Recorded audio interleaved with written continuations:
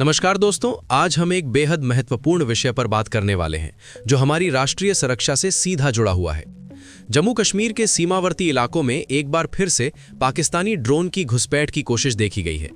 राजौरी, सांबा और पूंछ जिलों में कई संदिग्ध ड्रोन स्पॉट किए गए हैं और भारतीय सेना ने तुरंत मुस्तैदी से जवाबी कार्रवाई की है। इस वीडियो में हम आपको पूरी घटना की विस्तृत जानकारी देंगे, बताएंगे कि क्या हुआ, कहां हुआ और कैसे हुआ। साथ ही हम ये भी जानेंगे कि ड्रोन का इस्तेमाल क्यों किया जा रहा है, हमारी सेना किस तरह से इन चुनौतियों का सामना कर रही है और आगे क्या रणनीति हो सकती है। तो वीडियो को शुरू से लेकर आखिर तक जरूर देखें और अगर आपको हमारा कंटेंट पसंद आए तो लाइक करना, शेयर करना और चैनल को सब्सक्राइब करना बिल्कुल ना भूलें। तो आइए सबसे पहले जानते हैं कि आखिर हुआ क्या। 11 जनवरी 2026 को रविवार की शाम लगभग 6:30 बजे से लेकर 7:30 बजे के बीच जम्मू कश्मीर के कई इलाकों में संदिग्ध ड्रोन की गतिविधियां देखी गई। सबसे पहले राजौरी जिले के नौशेरा सेक्टर में गनिया कलसियान गांव के ऊपर एक ड्रोन स्पॉट किया गया। लगभग उसी समय पूंछ जिले के मानकोट सेक्टर में भी ड्रोन की हलचल नजर आई। इसके अलावा सांबा जिले के रामगढ़ सेक्टर में चक बाबराल गांव के पास भी ड्रोन की मौजूदगी की पुष्टि हुई। कुल मिलाकर इस शाम 5 अलग अलग ड्रोनों की सूचना सुरक्षा बलों को मिली। जैसे ही इन ड्रोनों की मौजूदगी का पता चला, भारतीय सेना ने बिल्कुल भी देरी नहीं की और तुरंत जवाबी कार्रवाई शुरू कर दी। सेना के जवानों ने मध्यम और हल्की मशीन गनों से इन ड्रोनों पर फायरिंग की। साथ ही काउंटर अनमैन्ड एरियल सिस्टम यानी CUAS तकनीक का भी इस्तेमाल किया गया। ये एक आधुनिक तकनीक है जो ड्रोनों को जैम करने या उन्हें नीचे गिराने में मदद करती है। सेना की इस त्वरित और प्रभावी कार्रवाई के कारण सभी ड्रोनों को वापस जाने पर मजबूर होना पड़ा। अच्छी बात यह है कि इस पूरी घटना में किसी तरह का कोई नुकसान नहीं हुआ और ना ही कोई हताहत की खबर आई। घटना के तुरंत बाद सुरक्षा बलों ने पूरे इलाके में जमीनी स्तर पर व्यापक तलाशी अभियान शुरू कर दिया। इस सर्च ऑपरेशन का मकसद ये जानना था कि कहीं इन ड्रोनों ने कोई हथियार, गोला बारूद या ड्रग्स तो नहीं गिराए हैं। पूरे क्षेत्र में हाई अलर्ट जारी कर दिया गया है और सभी सुरक्षा बल अत्यधिक सतर्कता के साथ अपनी ड्यूटी निभा रहे हैं। अब ये घटना अकेली नहीं है। अगर हम पिछले कुछ महीनों की घटनाओं पर नजर डालें तो एक पैटर्न साफ दिखाई देता है। कुछ ही दिन पहले सांबा जिले के पलूरा गांव में सुरक्षा बलों को एक बड़ी सफलता मिली थी जब वहां से हथियारों की एक खेप बरामद हुई थी। इस खेप में चाइनीज बनी 9mm pistol, Glock pistol, hand grenade और 16 राउंड गोलियां शामिल थीं। ये हथियार ड्रोन के जरिए ही पाकिस्तान से भारतीय क्षेत्र में गिराए गए थे। ये घटना साफ दिखाती है कि ड्रोन का इस्तेमाल सिर्फ निगरानी के लिए नहीं बल्कि हथियारों की तस्करी के लिए भी किया जा रहा है। अगर हम थोड़ा और पीछे जाएं तो अप्रैल 2025 की एक बेहद दुखद घटना याद आती है। पहलगाम में आतंकवादियों ने एक भयानक हमला किया था जिसमें 26 लोग शहीद हो गए थे। इस हमले ने पूरे देश को झकझोर कर रख दिया था और इसके जवाब में भारत सरकार ने कड़ा फैसला लिया। मई 2025 में भारतीय सेना ने ऑपरेशन सिंदूर नाम से एक बड़ा सैन्य अभियान चलाया। इस ऑपरेशन में पाकिस्तान के कब्जे वाले कश्मीर और पाकिस्तान के अंदर स्थित 9 आतंकी कैंपों को निशाना बनाया गया। रिपोर्ट्स के मुताबिक इस ऑपरेशन में 125 से ज्यादा आतंकियों को मार गिराया गया। ये एक बेहद सफल सैन्य अभियान था जिसने आतंकवादियों के नेटवर्क को बड़ा झटका दिया। ऑपरेशन सिंदूर के बाद 10 मई 2025 को दोनों देशों के बीच सीज फायर की घोषणा हुई थी। लेकिन ये बात ध्यान देने योग्य है कि सीज फायर के बावजूद ड्रोन के जरिए घुसपैठ की कोशिशें जारी हैं। ये एक चिंताजनक स्थिति है क्योंकि इससे साफ पता चलता है कि पाकिस्तान अपनी नापाक गतिविधियों को बंद नहीं कर रहा है।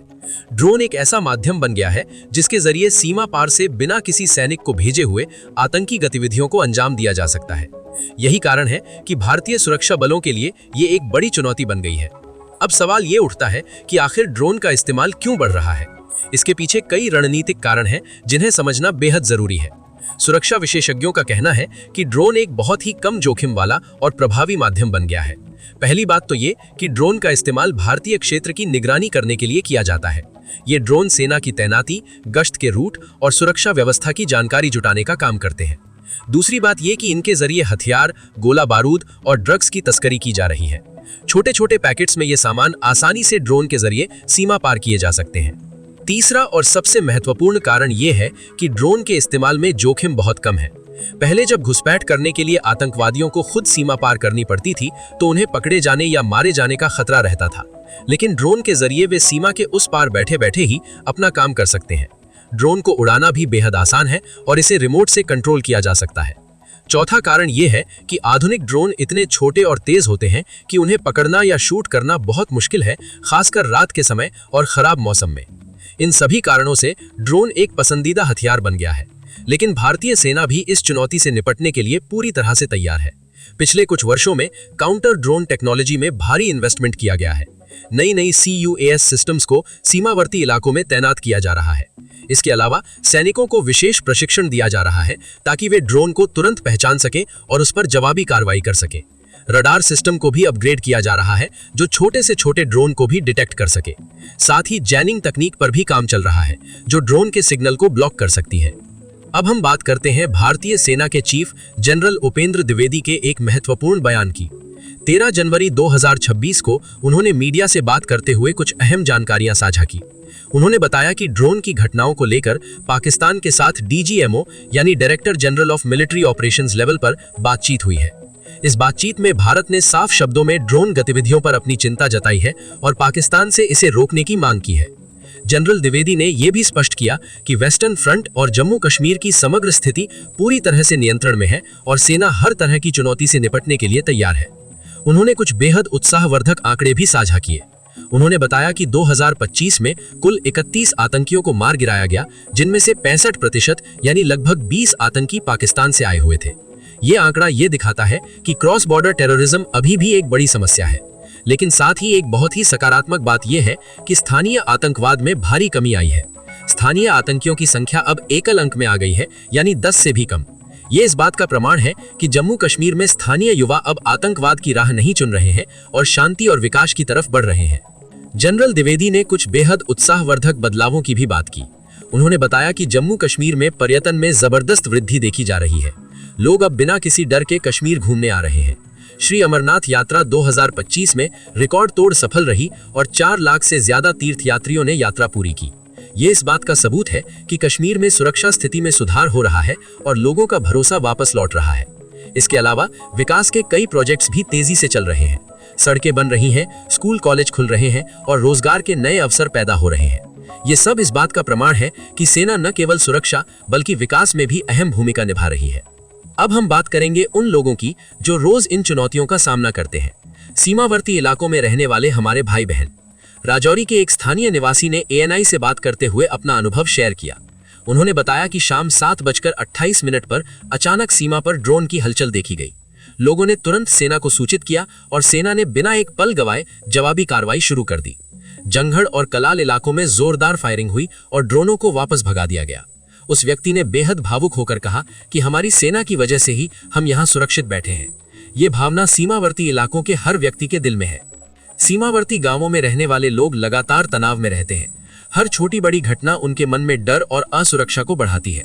बच्चे स्कूल जाते समय डरते हैं, किसान खेतों में काम करते समय सतर्क रहते हैं और महिलाएं घर के बाहर जाने से पहले कई बार सोचती हैं। लेकिन इन सब के बावजूद उनका भारतीय सेना के प्रति भरोसा अटूट है। वे जानते हैं कि उनकी सुरक्षा के लिए हमारे जवान दिन रात सीमा पर तैनात हैं। हर तरह की मौसमी मुश्किलों, ठंड, बारिश, गर्मी, सब कुछ झेलते हुए हमारे जवान अपनी ड्यूटी निभा रहे हैं। सीमावर्ती इलाकों के लोगों की कुछ मांगे भी हैं जो बिल्कुल वाजिब हैं। वे चाहते हैं कि उनके गांवों में बंकर बनाए जाएं जहां आपातकालीन स्थिति में वे शरण ले सकें। उन्हें बेहतर संचार सुविधाएं चाहिए ताकि खतरे की स्थिति में वे तुरंत सुरक्षा बलों को सूचित कर सकें। सड़कों की हालत सुधारने की जरूरत है ताकि सुरक्षा बल जल्दी से मदद पहुंचा सके। और सबसे जरूरी बात, आर्थिक विकास। अगर इन इलाकों में रोजगार के अवसर बढ़े, शिक्षा की सुविधाएं हो और बुनियादी ढांचा मजबूत हो तो लोग यहाँ रहने के लिए प्रोत्साहित होंगे और सीमा पर आबादी बनी रहेगी, जो अपने आप में सुरक्षा का एक महत्वपूर्ण पहलू है। अब हम बात करते हैं भविष्य की चुनौतियों और उनसे निपटने की रणनीति की। पहली और सबसे बड़ी चुनौती ये है कि ड्रोन टेक्नोलॉजी लगातार विकसित हो रही है। आज जो ड्रोन इस्तेमाल हो रहे हैं वे कल और भी उन्नत हो जाएंगे। छोटे ड्रोन्स को पकड़ना पहले से ही मुश्किल है और भविष्य में ये और भी चुनौतीपूर्ण होगा। खासकर रात के समय और खराब मौसम में ड्रोन को पहचानना और उस पर कार्रवाई करना बेहद कठिन हो जाता है। इसके अलावा स्वॉर्म टेक्नोलॉजी का खतरा भी है, जिसमें एक साथ कई ड्रोनों को उड़ाया जा सकता है, जो सुरक्षा बलों के लिए एक बड़ी चुनौती होगी। लेकिन भारत इन चुनौतियों से निपटने के लिए हर स्तर पर तैयारी कर रहा है। तकनीकी स्तर पर एडवांस्ड रडार सिस्टम्स की तैनाती की जा रही है जो छोटे से छोटे ड्रोन को भी डिटेक्ट कर सके। AI बेस्ड सर्वेलेंस सिस्टम पर काम चल रहा है जो खुद ही ड्रोन को पहचान सके और अलर्ट जारी कर सके। लेजर बेस्ड काउंटर ड्रोन हथियारों पर भी रिसर्च चल रही है जो ड्रोन को सटीकता से नष्ट कर सके। इसके अलावा मिसाइल और रॉकेट फोर्स को भी अपग्रेड किया जा रहा है ताकि बड़े पैमाने पर किसी भी खतरे से निपटा जा सके। सैन्य स्तर पर सीमा पर निगरानी को और मजबूत किया जा रहा है। अधिक सैनिक तैनात किए जा रहे हैं, गश्त की संख्या बढ़ाई जा रही है और विशेष टास्क फोर्स का गठन किया जा रहा है जो ड्रोन थ्रेट से निपटने में विशेषज्ञ हों। साथ ही स्थानीय लोगों को भी सतर्क रहने और किसी भी संदिग्ध गतिविधि की तुरंत रिपोर्ट करने के लिए प्रोत्साहित किया जा रहा है। कूटनीतिक स्तर पर भारत लगातार अंतर्राष्ट्रीय मंचों पर पाकिस्तान को क्रॉस बॉर्डर टेररिज्म के लिए घेर रहा है। दुनिया के कई देश अब भारत के साथ खड़े हैं और पाकिस्तान पर दबाव बना रहे हैं कि वो आतंकवाद को प्रायोजित करना बंद करे। तो दोस्तों, ये थी जम्मू कश्मीर में हाल ही में हुई ड्रोन घुसपैठ की पूरी कहानी। ये घटना हमें याद दिलाती है कि सीमा पर स्थिति अभी भी संवेदनशील है और हमें हमेशा सतर्क रहने की जरूरत है। लेकिन साथ ही ये भी दिखाती है कि हमारी सेना हर तरह की चुनौती के लिए पूरी तरह से तैयार है और किसी भी घुसपैठ की कोशिश को नाकाम किया जा रहा है। सीज फायर है, लेकिन सतर्कता में कोई कमी नहीं है।